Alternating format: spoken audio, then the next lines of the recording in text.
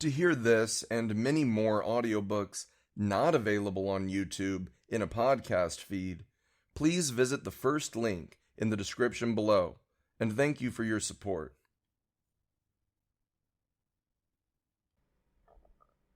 Khrushchev Lied.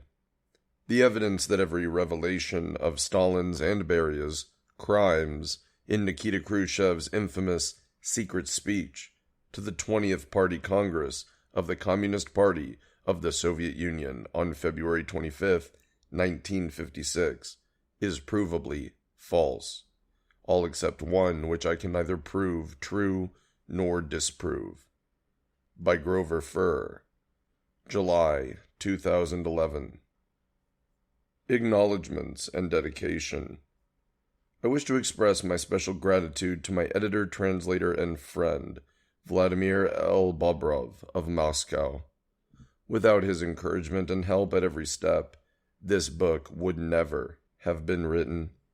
My special thanks to the interlibrary loan librarians at Harry S. Sprague Library, Montclair State University, Kevin Prendergast, Arthur Hudson, and Sergio Ferreira for their tireless help in obtaining hard-to-find Soviet and other books and articles. I dedicate this book to the memory of my son, Joseph Furr, wonderful son and friend, skilled diesel truck mechanic, and one of the salt of the earth. Introduction.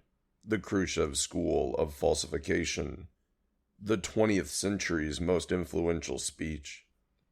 The 50th anniversary of Nikita S. Khrushchev's secret speech, delivered on February 25, 1956, elicited predictable comment.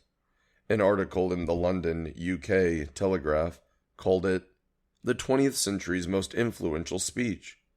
In an article the same day in the New York Times, William Taubman, whose biography of Khrushchev won the Pulitzer Prize for biography in 2004, called it a great deed that deserves to be celebrated on its anniversary. Footnote 1. The full text of Khrushchev's speech is available online. For URL, please see PDF, page 11. End of footnote 1. Some time ago, I reread Khrushchev's secret speech for the first time in many years. I used the HTML version of the edition of the speech published in a special issue of The New Leader in 1962. Footnote 2. Khrushchev, Nikita S. The New Leader. The Crimes of the Stalin Era. Introduction by Anatol Shub.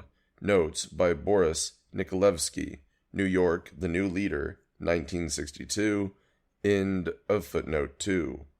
During my reading, I remarked that the noted Menshevik scholar Boris Nikolevsky, in his annotations to Khrushchev's talk, expressed his opinion that certain of Khrushchev's statements were false.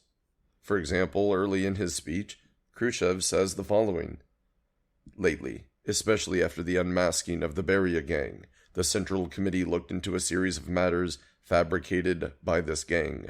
This revealed a very ugly picture of brutal willfulness connected with the incorrect behavior of Stalin. Boris Nikolevsky's note 8 to this passage reads, This statement by Khrushchev is not quite true. Investigation of Stalin's terrorist acts in the last period of his life was initiated by Beria. Khrushchev, who now depicts himself as having well-nigh initiated the probe of Stalin's torture chambers, actually tried to block it in the first months after Stalin's death. I remembered that Archgetty wrote something very similar in his magisterial work, Origins of the Great Purges. Other inconsistencies in Khrushchev's account include an apparent confusion of Azov for Beria. Although Azov's name is mentioned occasionally, Beria is charged with as many misdeeds and repressions. However, the latter was merely a regional secretary until 1938. Further, many reports note that the police terror began to subside when Beria took over from Azov in 1938. Could Khrushchev have conveniently substituted Beria for Azov in his account? What else might he have blurred? At any rate, Beria's recent execution by Khrushchev and the leadership made him a convenient scapegoat. Khrushchev's opportunistic use of Beria certainly casts suspicion on the exactitude of his other assertions. Page 268, note 28. So I suspected that today, in the light of the many documents from formerly secret Soviet archives now available, serious research might discover that even more of Khrushchev's revelations about Stalin were false. In fact, I made a far different discovery. Not one specific statement of revelation that Khrushchev made about either Stalin or Beria turned out to be true. Among those that can be checked for verification, every single one turns out to be false. Khrushchev, it turns out, did not just lie about Stalin and Beria, he did virtually nothing else except lie. The entire secret speech is made up of fabrications. This is the great deed Taubman praised Khrushchev for. A separate, though much shorter, article might be written to expose the falsehoods in Taubman's own New York Times op-ed article celebrating Khrushchev's meretricious speech. Footnote 3. A few examples here. It was Beria, not Khrushchev, who released many prisoners, though not millions, as Taubman claims. The thaw he celebrates had begun during the last Stalin years. Khrushchev limited it to rightist, anti-Stalin material only. Stalin had tried to retire in October 1952, but the 19th Party Congress had refused to permit it. Taubman claims Khrushchev said he was not involved in the repressions, yet Khrushchev had not responded to Stalin's urgings, but had taken the initiative, demanding higher quotas for repressions than the Stalin leadership wanted. Taubman claims Khrushchev somehow retained his humanity. It would be more accurate to say the opposite. Khrushchev appears more like a thug and a murderer. End of footnote 3. For me, as a scholar, this was a troubling and even unwelcome discovery. If, as I had anticipated, I had found that, say, 25% or so of Khrushchev's revelations were falsifications, my research would surely excite some skepticism as well as surprise, but in the main I could anticipate acceptance and praise. Good job of research by Furr, and so on. But I feared, and my fears have been borne out by my experience with the Russian language original of this book, published in December 2007, that if I claimed every one of Khrushchev's revelations were false, no one would believe me. It would not make any difference how thoroughly or carefully I cited evidence in support of my arguments. To disprove the whole of Khrushchev's speech is, at the same time, to challenge the whole historical paradigm of Soviet history of the Stalin period, a paradigm to which this speech is foundational. The most influential speech of the 20th century, if not of all time, a complete fraud? The notion was too monstrous. Who would want to come to grips with the revision of Soviet, Comintern, and even world history that the logic of such a conclusion would demand? It would be infinitely easier for everyone to believe that I had cooked the books, shaded the truth, that I was falsifying things, just as I was accusing Khrushchev of doing. Then my work could be safely ignored, and the problem would go away. Especially since I am known to have sympathy towards the worldwide communist movement of which Stalin was the recognized leader. When a researcher comes to conclusions that suspiciously appear to support his own preconceived ideas, it is only prudent to suspect him of some lack of objectivity, if not worse. So I would have been much happier if my research had concluded that 25% of Khrushchev's revelations about Stalin and Beria were false. However, since virtually all of those revelations that can be checked are in fact falsehoods, the onus of evidence lies even more heavily on me as a scholar than would ordinarily be the case. Accordingly, I have organized my report on this research in a somewhat unusual way. The entire book is divided into two separate but interrelated sections. In the first sections, consisting of chapters 1 through 9, I examine each of the statements or assertions that Khrushchev made in his report and that constitute the essence of his so-called revelations. To jump ahead a bit, I note that I have identified 61 such assertions. Each of these revelations is preceded by a quotation from the secret speech, which is then examined in the light of the documentary evidence. Most of this evidence is presented as quotations from primary sources. Only in a few cases do I quote from secondary sources. I have set myself the task of presenting the best evidence that I can find, drawn in the main from former Soviet archives, in order to demonstrate the false character of Khrushchev's speech at the 20th Party Congress, since, if interspersed with the text, long documentary citations would make for difficult reading. I have only briefly referred to the evidence in the text, and reserved the fuller quotations from the primary and occasionally secondary sources themselves in the sections on each chapter in the appendix. The second section of the book, chapters 10 through 12, is devoted to questions of a methodological nature and to a discussion of some of the conclusions which flow from this study. I have given special attention to a typology of the falsehoods or methods of deception that Khrushchev employed. A study of the rehabilitation materials of some of the party leaders named in the speech is included here. I handled the references to primary sources in two ways. In addition to the traditional academic documentation through footnote and bibliography, I have tried wherever possible to guide the reader to those primary documents available either in part or in full on the Internet.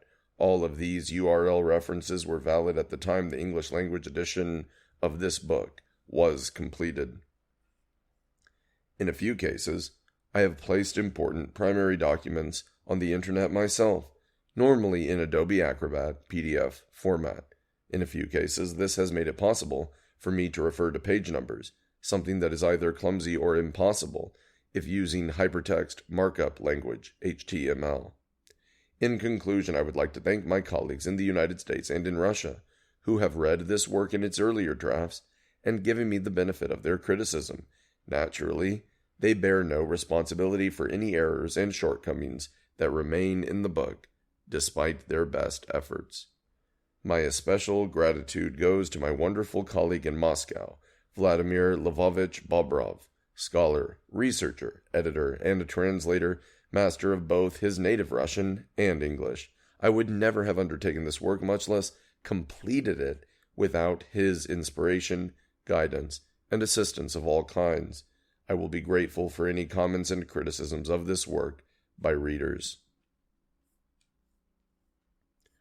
Chapter 1. The Cult and Lenin's Testament. Part 1. The Cult. Khrushchev. Comrades, in the report of the Central Committee of the Party at the 20th Congress, in a number of speeches by delegates to the Congress, as also formerly during the plenary CPSU, Central Committee of the Communist Party of the Soviet Union, sessions, quite a lot has been said about the cult of the individual and about its harmful consequences. After Stalin's death, the Central Committee of the party began to implement a policy of expanding concisely and consistently that it is impermissible and foreign to the spirit of Marxism-Leninism to elevate one person, to transform him into a superman possessing supernatural characteristics akin to those of a god. Such a man supposedly knows everything, sees everything, thinks for everyone, can do anything, is infallible in his behavior. Such belief about a man, and specifically about Stalin, was cultivated among us for many years. The objective of the present report is not a thorough evaluation of Stalin's life and activity. Concerning Stalin's merits, an entirely sufficient number of books, pamphlets, and studies had already been written in his lifetime. The role of Stalin in the preparation and execution of the socialist revolution, in the Civil War, and in the fight for the construction of socialism in our country is universally known. Everyone knows this well.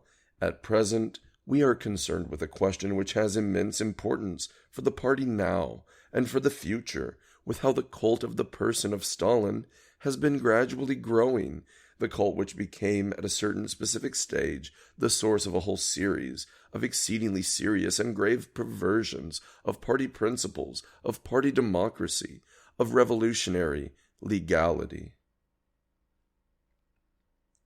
This speech is often referred to as one of revelations by Khrushchev, of crimes and misdeeds done by Stalin. The issue of the cult of personality, or cult of the individual around the figure of Stalin, was the main subject of the speech. Khrushchev did not reveal the existence of a cult of personality itself. Its existence was, of course, well known. It had been discussed at Presidium meetings since immediately after Stalin's death. Yet Khrushchev does not specifically state at the outset that Stalin promoted the cult. This was clearly deliberate on Khrushchev's part. Throughout his speech, Khrushchev implies, or rather takes it for granted, what he ought to have proven, but could not, that Stalin himself fostered this cult in order to gain dictatorial power. In fact, throughout his entire speech, Khrushchev wasn't able to cite a single truthful example of how Stalin encouraged this cult, presumably because he could not find even one such example. Khrushchev's whole speech was built on this falsehood. All the rest of his revelations were fitted within the explanatory paradigm of the cult around himself, which, according to Khrushchev, Stalin created and cultivated. This study will show that virtually all of Khrushchev's revelations concerning Stalin are false, but it's worth mentioning at the outset that Khrushchev's explanatory framework itself, the notion of the cult constructed by Stalin and as a result of which the rest of his so-called crimes would be committed with impunity, this is itself a falsehood. Not only did Stalin not commit the crimes and misdeeds Khrushchev imputes to him, Stalin also did not construct the cult around himself. In fact, the evidence proves the opposite, that Stalin opposed the disgusting cult around himself.